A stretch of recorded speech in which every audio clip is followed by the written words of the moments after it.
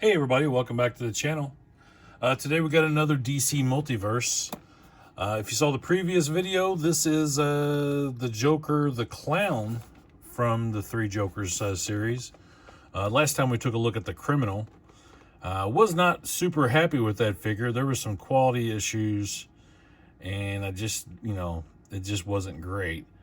I'm hoping for better things with this one because I tell you, this one looks fantastic.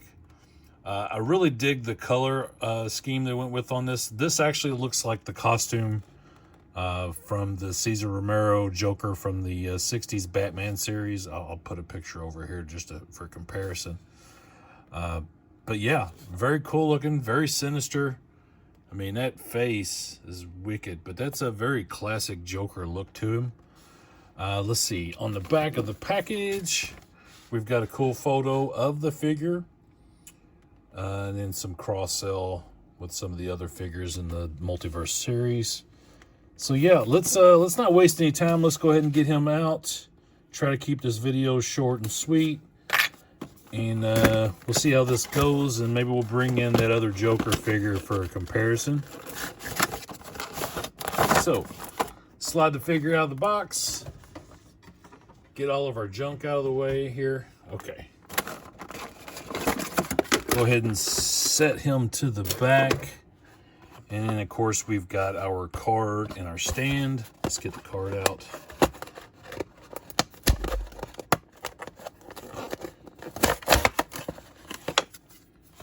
Very nice card. And there's our data file for this version of the Joker if you want to pause and read.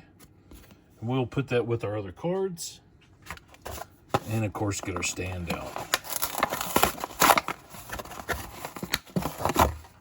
Nothing super exciting about these, but I am a fan of the Joker.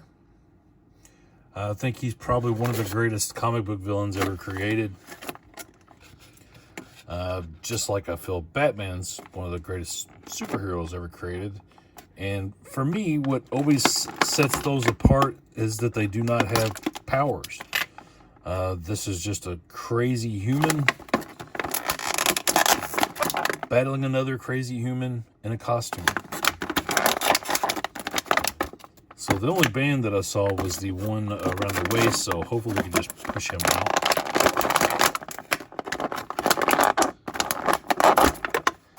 There we go. Yeah, that's that's great. A little scuff on the flower. Now you don't get a whole lot of movement in the head. I mean, you can spin it around, but there's no tilt. And I guess it's just the way that this is made. The jacket actually looks like, yeah, you could actually remove this jacket. That's cool. So doesn't look like he has that butterfly joint in his shoulders. You do have the rotation in the upper arm, double jointed elbows, and of course you got to spin at the wrist.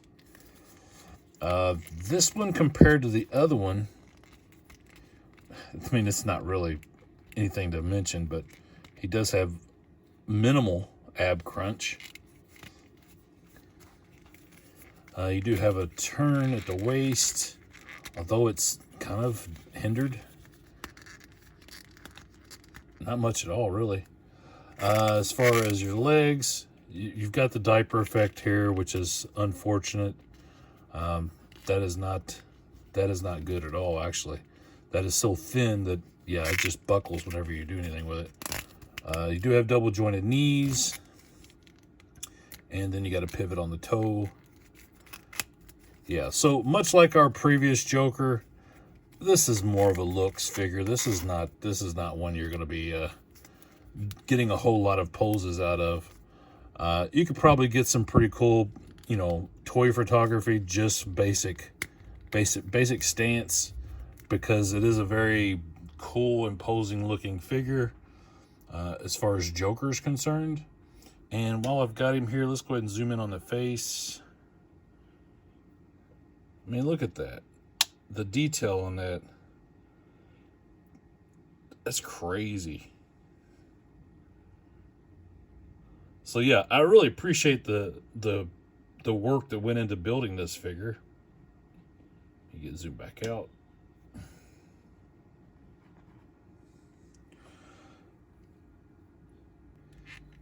Just a very nice looking figure. The tails on the jacket harkens back to, for me, back to the days of the Superpowers Joker, and even that probably more so actually the Dark Knight Collection Joker from Kenner that had this color of jacket. All right, so we're gonna set him back here for just a moment. Now in the package it does come with a crowbar, which will come in handy if you want to take care of Jason Todd. And he's got a little fish.